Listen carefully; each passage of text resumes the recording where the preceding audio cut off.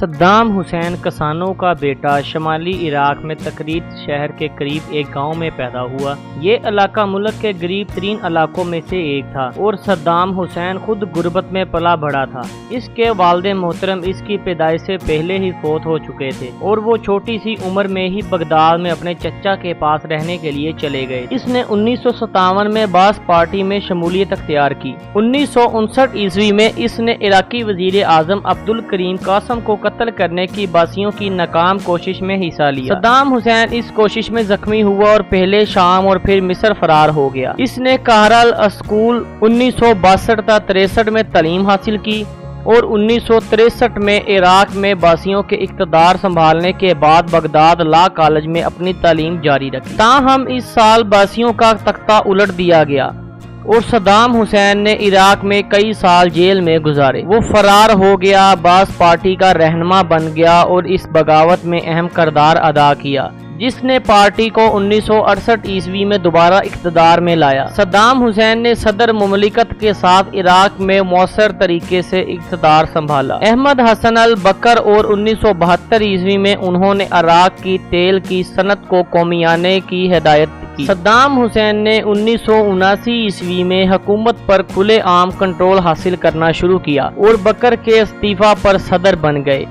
اس کے بعد وہ دیگر عہدوں کے علاوہ انقلابی کمانڈ کونسل کے چیئرمین اور وزیر اعظم بن گئے۔ اس نے اپنی حکمرانی کے خلاف کسی بھی اندرونی مخالفت کو دبانے کے لیے ایک وسیع خفیہ پولیس اسٹیبلشمنٹ کا استعمال کیا اور اس نے خود کو عراقی عوام میں ایک وسیع شخصیت کے فرقے کا نشانہ بنایا۔ بحیثیت صدر ان کے اہداف مصر کو عرب دنیا کے رہنما کے طور پر تبدیل کرنا اور خلیج فارس پر تسلط حاصل کرنا تھا۔ صدام نے ستمبر 1980 میں ایران کے آئل فیلڈز پر حملہ شروع کیا لیکن یہ مہم ناکامی کی جنگ میں پھنس گئی۔ جنگ کی لاگت اور عراق کی تیل کی برآمدات میں رکاوٹ نے صدام حسین کو اقتصادی ترقی کے لیے اپنے محتوا کانکشی پروگراموں کو کم کرنے کا سبب بنایا۔ ایران عراق جنگ 1988 عیسوی تک تعطل کا شکار رہی جب دونوں ممالک نے جنگ بندی کو قبول کر لیا جس سے لڑائی ختم ہو گئی بڑے غیر ملکی قرضوں کے باوجود، جس کی وجہ سے عراق نے جنگ کے خاتمے کے بعد خود کو جھنجھوڑا۔ صدام حسین نے اپنی مسلح افواج کو تیار کرنا جاری رکھا۔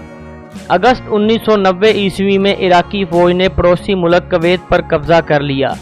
صدام حسین بظاہر اس ملک کی تیل کی وسیع آمدنی کو عراق کی معیشت کو تقویت دینے کے لیے استعمال کرنے کا ارادہ رکھتا تھا، لیکن کویت پر اس کے قبضے نے فوری طور پر عراق کے خلاف عالمی تجارتی پابندیاں شروع کر دیں۔ اس نے سعودی عرب میں امریکی قیادت میں ایک بڑی فوج قوت کی تشکیل اور اس قبضے کی مذمت کرنے اور اسے ختم کرنے کے لیے طاقت کے استعمال کی اجازت دینے کے لیے اقوام متحدہ کی قراردادوں کی منظوری کے باوجود کویت سے اپنی افواج کو واپس بلانے کی اپیلوں کو نظر انداز کر دیا۔ خلیج فارس کی جنگ 16 جنوری 1991 عیسوی کو شروع ہوئی اور 6 ہفتے بعد اس وقت ختم ہوئی جب اتحادی فوجی اتحاد نے عراق کی فوجوں کو کویت سے باہر نکال دیا۔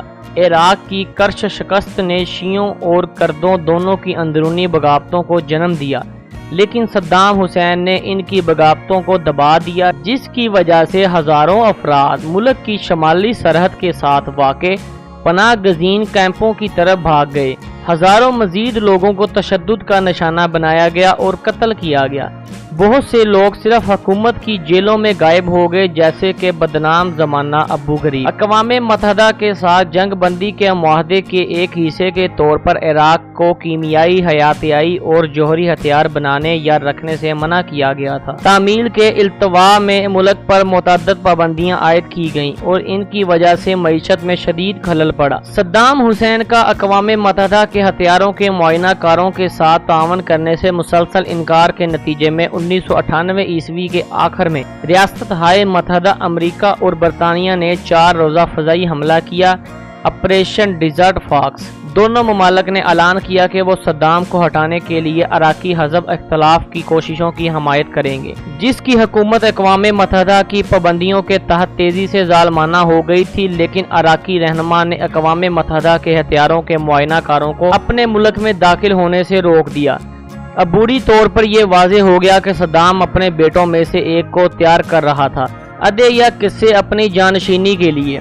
دونوں کو اعلیٰ عہدوں پر فائز کیا گیا اور دونوں نے اپنے والد کی بربریت کا عکس دکھایا۔ مزید برآں صدام نے گھر پر اپنا کنٹرول مضبوط کرنا جاری رکھا، جبکہ اس نے اپنے بیان بازی میں ایک گہرا مخالف اور امریکہ مخالف موقف اپنایا۔ اگرچہ گھر میں خوف بڑھتا جا رہا تھا، لیکن عرب دنیا میں بہت سے لوگ صدام حسین کو واحد علاقائی رہنما کے طور پر دیکھتے تھے، جسے وہ امریکی جارحیت کے طور پر دیکھتے تھے۔ 2001 میں ریاست ہائے متحدہ میں 11 ستمبر کے حملوں کے بعد امریکی حکومت نے اس بات پر زور دیا کہ صدام حسین دہشت گرد گروہوں کو کیمیائی یا حیاتیائی ہتھیار فراہم کر سکتا ہے۔ تخفیف اسلحہ کے عمل کی تجدید کی کوشش کی۔ اگرچہ صدام نے نومبر 2002 میں اقوام متحدہ کے ہتھیاروں کے معائنہ کاروں کو عراق واپس آنے کی اجازت دی، لیکن تحقیقات میں مکمل تعاون کرنے میں ناکامی نے امریکہ اور برطانیہ کو مایوس کیا اور انہیں سفارت کاری کے خاتمے کا اعلان کرنے پر مجبور کیا۔ 17 مارچ 2003 کو U S press George W Bush نے صدام کو حکم دیا کہ وہ عہدے سے سبق دوش ہو جائے اور 48 گھنٹوں کے اندر عراق چھوڑ دیں یا جنگ کا سامنا کریں۔ انہوں نے یہ بھی اشارہ کیا کہ اگر صدام حسین ملک چھوڑ کر بھی گئے تو نئی حکومت کو مستحکم کرنے اور بڑے پیمانے پر تباہی پھیلانے والے ہتھیاروں کی تلاش کے لیے امریکی افواج کی ضرورت پڑ سکتی ہے۔ جب صدام حسین نے جانے سے انکار کر دیا تو امریکی اور اتحادی افواج نے 20 مارچ کو عراق پر حملہ کیا۔ عراق جنگ کا آغاز امریکی طیاروں کا ایک بنکر کمپلیکس پر حملہ تھا، جس میں یہ خیال کیا جاتا تھا کہ صدام اپنے ماتحتوں سے مل رہے ہیں۔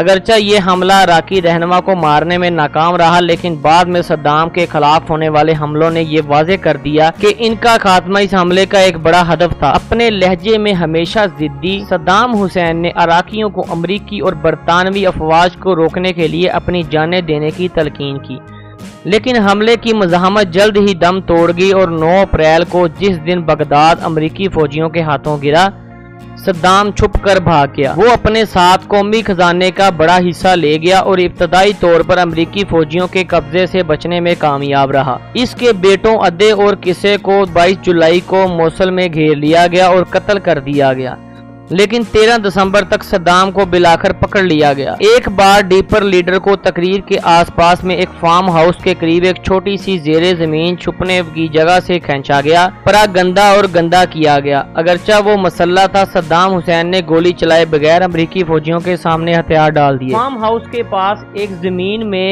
چھوٹی سی سرنگ بنائی گئی تھی۔ اس سرنگ کو اس طرح بند کیا گیا تھا کہ محسوس نہیں ہوتا تھا کہ وہ ایک سرنگ ہے۔ اوپر سے اسے اچھے طریقے سے ڈھکن وغیرہ لگا کر پتے وغیرہ یہ وہ سارا کچھ کر دیا تاکہ وہ سادہ زمین کی طرح جگہ کی طرح لگے، کوئی تبدیلی نظر نہ آئے۔ اس سرنگ کے نیچے سے صدام حسین نے اپنے رہنے کی جگہ نیچے بنائی ہوئی تھی، جس میں مختلف لائٹ بھی لگی تھی، پنکھا بھی لگا تھا۔ اس حساب سے اس نے اپنی جگہ کور کی ہوئی تھی جس میں وہ نیچے سیف تھا، کیونکہ اوپر تو فوج نے اسے ڈھونڈ ہی لینا تھا، لیکن وہ سرنگ کے ذریعے زمین دو چھپا ہوا تھا۔ جب افواج صدام حسین کو اس فارم ہاؤس پر ڈھونڈنے آئی تو سارا فارم ہاؤس چھان مارا، لیکن صدام حسین نہ ملا اور نہ ہی اس کا کوئی سراغ ملا۔ تھک ہار کر افواج نے واپس جانے کا فیصلہ کیا تو وہ واپس ہی جا رہے تھے کہ ان میں سے ایک فوجی کا پاؤں زمین پر کسی چیز میں اٹکا۔ جب اس کا پاؤں اٹکا تو اسے ہلکا سا ڈاؤٹ ہوا۔ اس نے دیکھا کہ پتے وغیرہ، درخت کی شاخیں وغیرہ پھینکی ہوئی ہیں اور اس طرح لگ رہا تھا جیسے کسی نے ابھی تازہ ہی پھینکی ہوں۔ تو انہوں نے اس جگہ کو صاف ستھرا کیا اور جب گول کر کے کھدائی کر کے دیکھا تو وہ ایک سرنگ تھی جس کے اوپر ڈھکن تھا، جس کے ساتھ پاؤں اٹکا تھا اس کا۔ تو فوج نے اس ڈھکن کو نکالا اور سرنگ میں بندے داخل کیے، اور جیسے ہی وہ فائرنگ اور بم وغیرہ پھینکنے لگے اور صدام حسین نے بغیر گولی چلائے ہتھیار ڈال دیے۔ اکتوبر 2005 میں صدام حسین کے خلاف عراقی بائی ٹریبونل کے سامنے مقدمہ چلایا گیا، ایک پینل عدالت جو سابق عراقی حکومت کے عہدیداروں پر مقدمہ چلانے کے لیے قائم کی گئی تھی۔ اس پر اور متعدد ضابطہ کاروں پر 1982 عیسوی میں الدجیل میں 148 قصبے والوں کے قتل کا الزام عائد کیا گیا تھا، جو کہ ایک خاص طور پر شیعہ قصبہ ہے۔ 9 ماہ کے مقدمے کے دوران صدام حسین نے غصے کے ساتھ کارروائی میں خلل ڈالا اور یہ دعویٰ کیا کہ ٹریبونل ایک دھوکہ تھا اور یہ کہ یو ایس اس کے پیچھے مفادات تھے۔ ٹریبونل نے بالآخر جولائی 2006 میں سماعت ملتوی کر دی اور نومبر میں اپنے فیصلے سنائے۔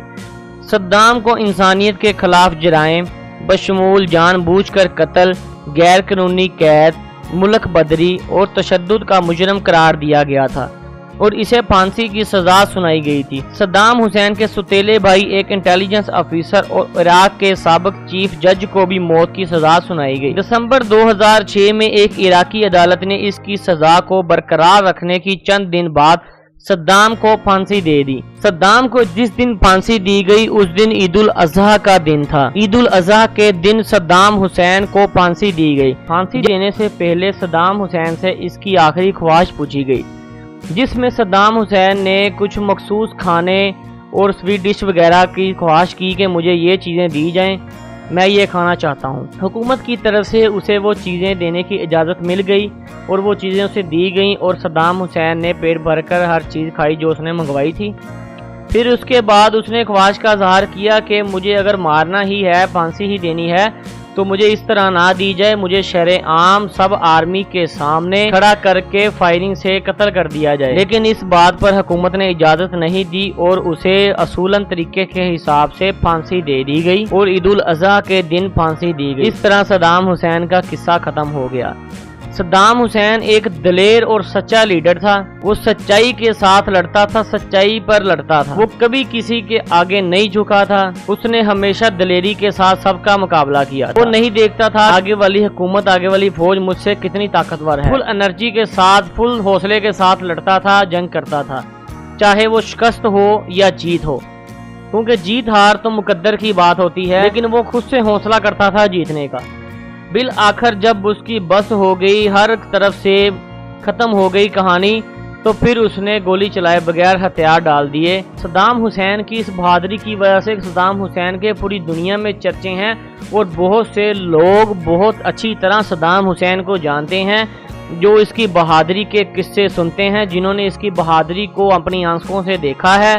اور ایک اور بات، صدام حسین کی اس بہادری کی وجہ سے پنجابی مشہور سنگر سدھو موسے والا جو کہ قتل ہو چکے ہیں، انہوں نے بھی اپنے بہت سے گانوں میں صدام حسین کا نام لے کر فقرہ بولا ہے۔ جیسے کہ میں تھوڑا سا بول کے دکھاتا ہوں، صدام حسین جے بیانہ ورگے گبرو لکھدا گانے نہیں، یعنی صدام حسین کے بیان جو ہوتے تھے وہ اس قدر دہشت انگیز ہوتے تھے کہ اگلا اس کے بیان سن کر ہی ڈر جاتا تھا۔